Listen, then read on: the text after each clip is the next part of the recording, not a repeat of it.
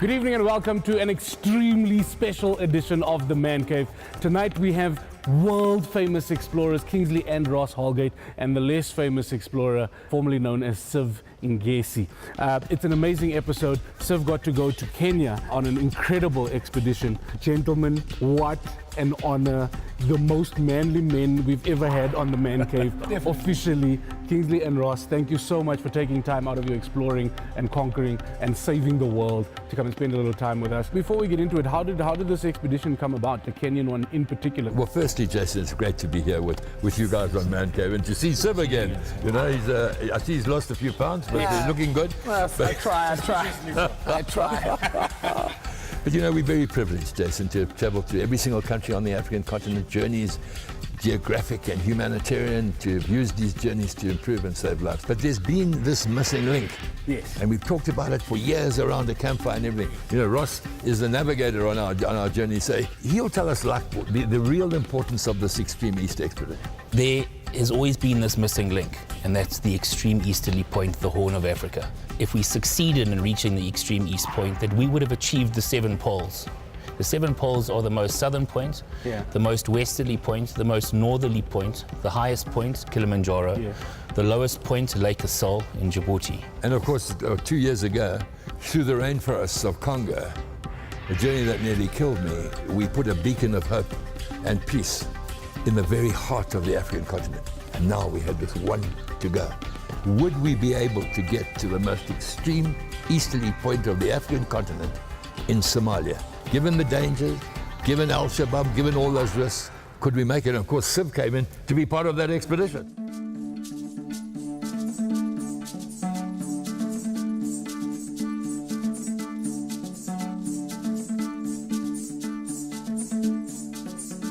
This is Samburu land. It's a place in Kenya, northern part of Kenya. Before we go to the villages, you have to buy some present for the elders. You can't come empty-handed. Yeah, it's a kind of respect, and it's a kind of, you are highly welcome in that community because you have brought some presents to them the first time they have seen you. 10 kgs of sugars, 1 packet of tea leaf, and 10 tobaccos, and 3 shukas for the 3 elders. So how do you say it in Swahili? Kilo kumi ya sukari. Kumekuli ya sukari. Kilo. Kilo. Kumi. Kumi. Yeah. Yeah. Sukari. Sukari. Kilo kumi ya sukari. Majani pakiti moja. Majani kapacha kimoja. Pakiti moja. Pakati moja. Shuka tatu. Shuga tatu. Ya Masai. Ya Masai. Yeah. Oh, shuga tatu mobusha. How do you say thank you? Ashe. Ashe. Ashole. Ashole. Yeah. We have now done something very special to the elders. Giving them diabetes.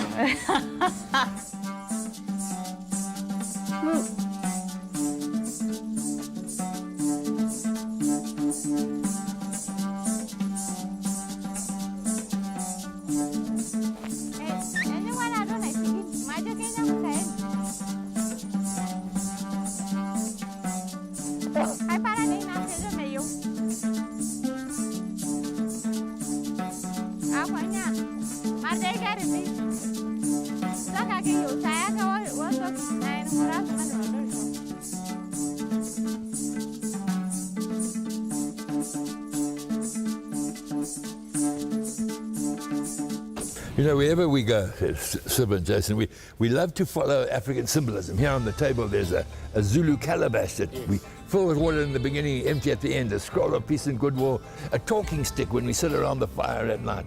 So, you know, symbolism. We don't like to sort of march into a traditional tribal setting. Here come the mana, boys with their toys. We like to go gently at the pace of Africa. The rhythm and the pace. Gently at the pace of Africa. That's a T-shirt. That explains African time right there. Gently the pace of Africa. But So yes, to take some gifts, some chewing tobacco, a bright red traditional piece of cloth for the chief's wife. We just followed the traditional way.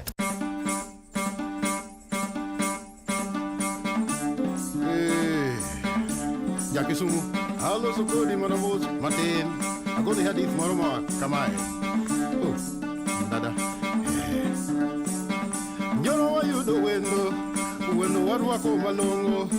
So this is interesting. We're underneath the sacred mountain of Olelokwe. So you know where mums in times of drought go to pray and dance and everything. And this is the chief who you brought the goods for. His name is Dipper. And this is Siva, come all the way from South Africa, Dipper. And he's brought you a shoka and some sugar and some tea and some.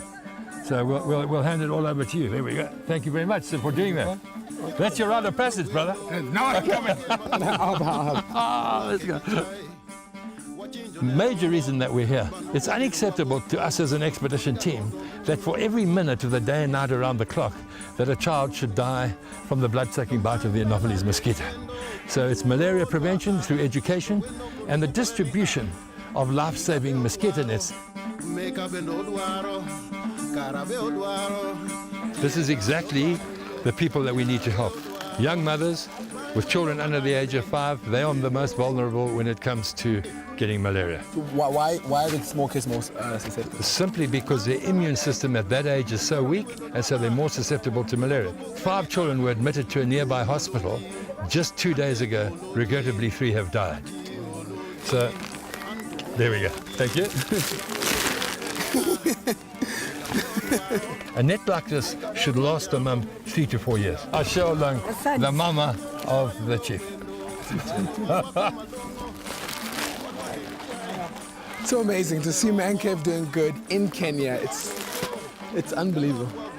This little project here is called Mashozi's Right to Sight. Okay. Named after my late wife, Mashozi.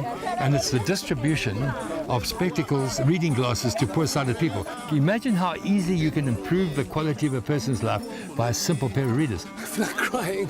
So that's dirty water, right? This is dirty water that's just taken out of a stream nearby.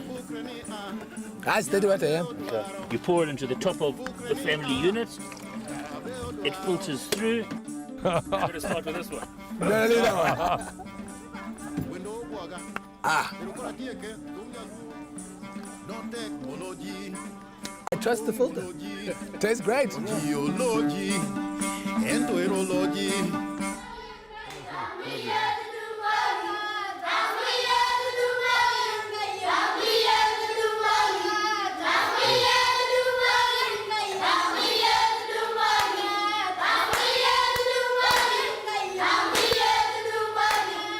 We're at Kalamu, a little primary school not far from the Samburu National Reserve, where of course there are many elephants. And when we gave out the art papers this morning, you'll be pleased to know when we said to these youngsters, how many of you have seen an elephant in the wild? And every hand shot up. The national flag of Kenya. Okay. Showing patriotism for the elephants. The little winners are coming forward. No pressure. No pressure. There we go. Wonderful. Okay. Everyone's a winner. Is that 10? 1, 2, Look 3, at that 4, pressure. 5, I 6, arrive 7, in Kenya 8, and 9, I'm judging who 10. the best colorina is. That's low pressure. The first 10 winners of these will get these back. And must I pick the number 1 winner? All right, you can if you like. Do you want to pick a first out of these 10? Should I? And we'll add something special. Okay, go. Let's see. Okay, all right. They're all beautiful. I'm just gonna look who's the tidiest. I'm thinking this one. Thank you so much. Okay, will you help us with the gifts? And of course, inside these packs here, we have more learning material, little booklets, pens, papers, stationery. That's wonderful. Thank you for your help. And please keep up the good work teaching the kids about conservation. It's wonderful. Thank you. Thank you so much, sir. Bye, guys. Bye. Bye.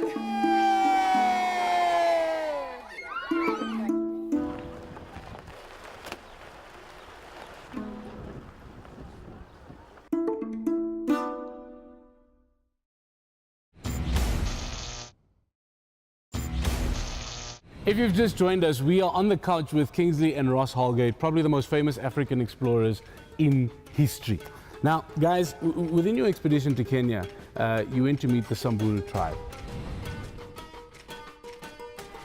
Because tomorrow we go into these hills. We go into a community where Naomi lives. It's called Wamba. But it's quite an interesting journey to get there. A little track that takes us through these hills. Hi. Hey, boy. Okay.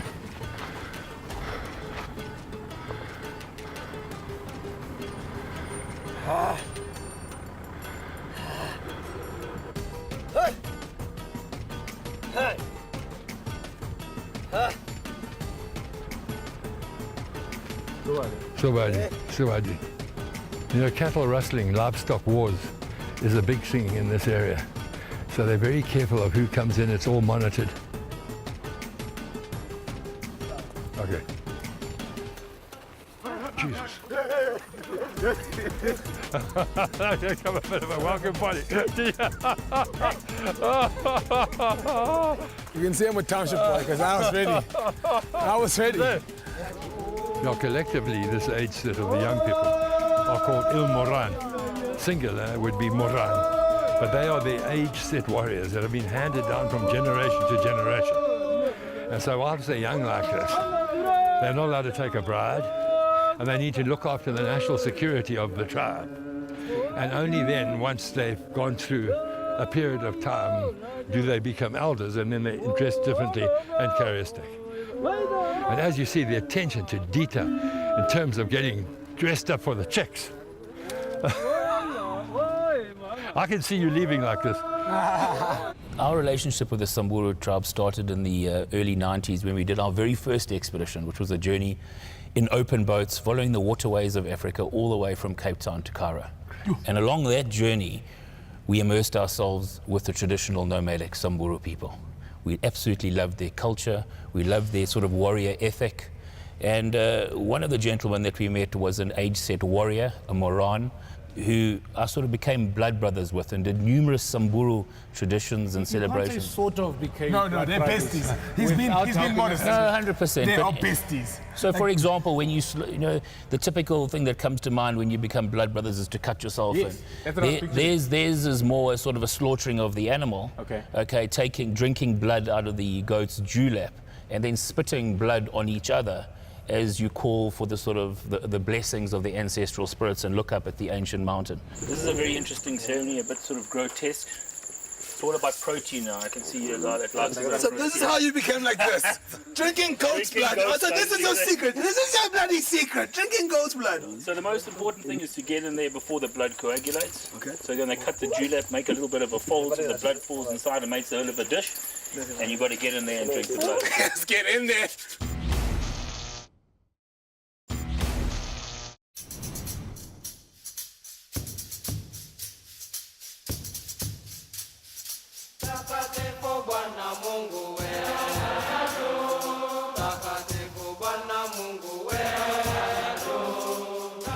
So it was raining all night.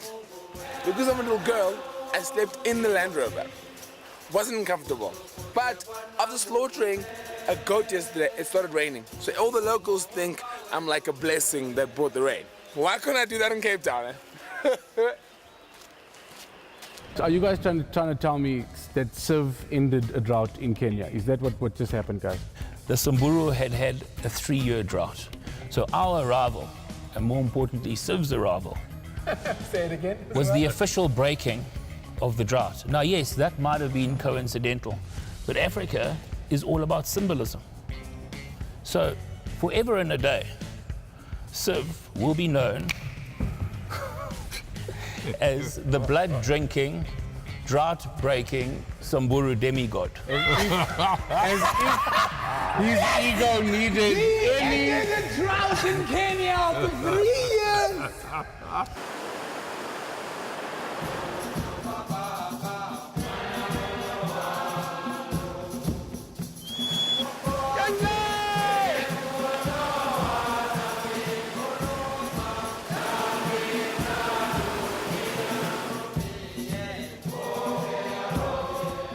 Kenya's National Day today, so it's a public holiday. What more? Everybody is celebrating the coming of the rains. It's fantastic.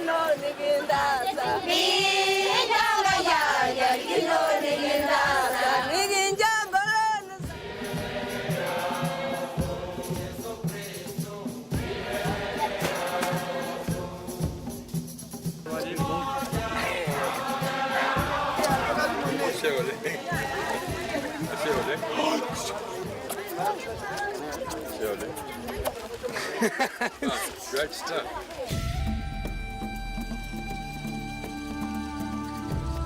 Come on here. So what is this? Okay, these are, so what we've just sort of handed over to the health officer is the family or community life straw. That does 30,000 litres of pure drinking water. Then we have the personal life straw device. 1,000 liters of pure drinking water. Mbaya sana. Huwezi kunywa. Ni maji ya ng'ombe, ya mbuzi, ya gamia tu peke yake. So this water is undrinkable. It's just for goats, camels, and cows. Okay, so we're going to do a demonstration. What you do, you just pull off the cap on the bottom, pull off the cap, create a straw, dip it into the water. Initially, you have to prime it a bit, you have to suck a bit hard, but once the water is sort of through the filter, it comes easy, and you just drink it. Okay, tuona. Umeona ni chafu, si ndio?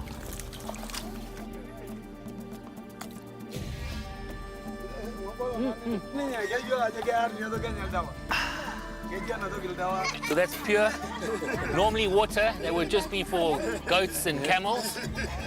If you're a sort of nomadic guy looking after your herd, any bit of open water that you find, especially after the rains now, dip your straw in it and you've got pure drinking water. There's only one way to prove it to people at home. I'm going to try it.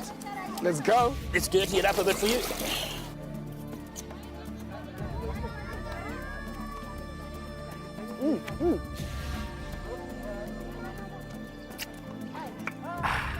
Only jokes, by the way.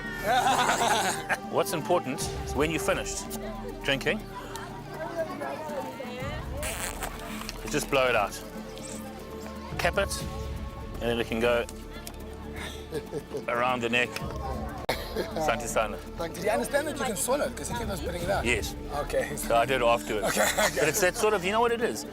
It's the disbelief Yeah. that it can actually make it pure. So by seeing the fact that the water is now clear, then you have that belief that once it's clear, it's good to drink.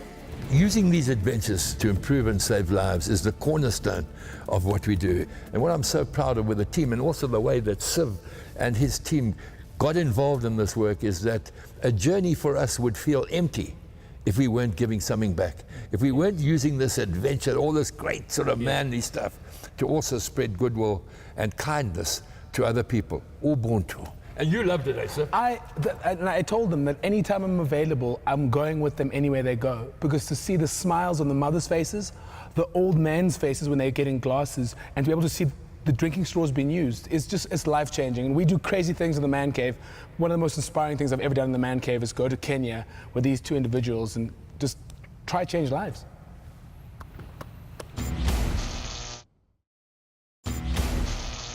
Welcome back to the Man Cave. We're on the couch with Kingsley and Ross Holgate. Gents, how did the adventure end? Well, sir, maybe pass over the ikula, the traditional Zulu calabash, a bit of symbolism once again. After we'd said goodbye to Siv and his crew, the Man Cave crew in Kenya, the journey took on another type of meaning. Wars between the Oromo and the Somalis started to impact on us. We then got through into Somaliland, which was having elections. Got through there, 2 guys to guard us with AK-47s as we traveled. And finally, determined to get to the most easterly point, the extreme east of Africa, which is a little place called Ras Hafun. That was now our mission. Imagine the scene. 25 guys with AK-47s, 2 armored vehicles, and knowing just one hand grenade, just one wrong message to the... And the reason, Siv, that we kept this journey secret was no one was allowed to know our final destination. For if it had have got out, the danger of kidnapping, the danger from Al-Shabaab, and then as we were crossing, you'll recall there was a terrible bomb blast that killed nearly 500 people in Mogadishu. We took this water and we poured it onto a little cairn of stones. But it wasn't over yet. We had a final interrogation that was life-threatening. We turned to that same scroll of peace and goodwill in front of our interrogators. And if you pass it here, Ross. Take us through the scroll of peace and goodwill. Every expedition, Jason, carries a scroll of peace and goodwill. It's all about Ubuntu and humanity. This scroll in the front has a picture of us with Nelson Mandela sitting with us as a family. Our interrogator, the head of security for Somalia, an area called Punta. By this time, they tapped on the vehicles to make sure that they bulletproofed. Yeah. I mean, we soldiers of peace and goodwill. So we'd passed that test. And they said, okay, you've got one chance to prove yourself. We opened this scroll of peace and goodwill. They saw the pictures of Madiba. They saw the work we did and signed in this book on the back page, their own Somali brothers. Who are you guys, they asked. Out came the scroll, and you know that it fell open on this page, Siv, and it came back to your visit to Samburu land, where the Samburu people that you met the ones that you drank blood with, the ones that you helped with the humanitarian work, those people so wise in their ways, who might in this case be illiterate, have wiped the red ochre off their bodies and endorsed the scroll of peace and goodwill with red ochred handprints. Peace and goodwill across Africa all the way to the extreme east. What an adventure. So, moral of the story is I ended the drought and I saved your life. But Jason, an incredible piece of irony in the scroll. After this interrogation, Yes. the Minister of Security and Intelligence wrote in it, "You guys are very brave to visit Somalia." Wow. I hope that the message kind of translates to everybody at home. And I hope that everybody at home understands that this is more than men being men, and this is more than men seeking adventure, and it's more than just being cool. It's two guys that take the message of survival, education, and one Africa, I think, more seriously than most of us do. We've got a battle of our own that we need to hand over now. And Kingsley, you're going to be exempt because you've earned your stripes. But Ross, sir, you now have to face the Man Cave Rowing Challenge with Civ. And this may be your most daunting challenge to date. Ross Holgate has fought off crocodiles, hippopotamuses, his father's beard. He's even saved lives. But how will he do with this challenge? You have 1 minute to see how far you can go. Are you ready? Let's go! On your marks, get set, go! Yes, sir! Sir! You! It's moving! Let's go, go, go, keep going! Keep going, don't stop! He's falling off! Keep going! Even though he's falling off, he's going all the way! Let's go, Mr. Holgate! You can do it. Pretend! You can do it. You can Pretend! do it. You can do it. No! No, leave me out of it! Go, go, go! That's not off! Go, go, go! Hold it! Yes! Go, he's falling off! He's falling off! I call it a crocodile! Oh my goodness! 10! 10 seconds to go. 9, 10!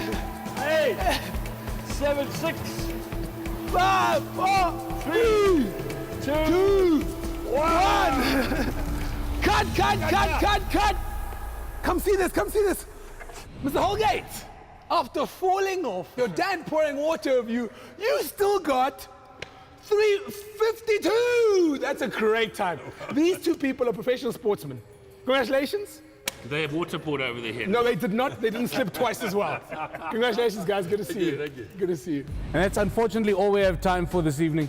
Kingsley, Ross, thank you guys so much. What an adventure. Thank you for having us along, and just thank you for sharing some of the Ubuntu that you take through Africa with us here at the Man Cave. If you guys want to find out more about past and future expeditions, go to the Kingsley Holgate Foundation page on Facebook, like it, and they'll keep you updated with what they are up to next. Siv, how do they get hold of us? Make sure you follow us at The Man Cave. On Twitter, it's at mancave_SA, #ManCaveSA. Follow us. Guys, thank you very much. And you guys at home, don't forget. End the show. I knew it. There was no rain till Siv gets it on the plug. Oh, thank you, sir.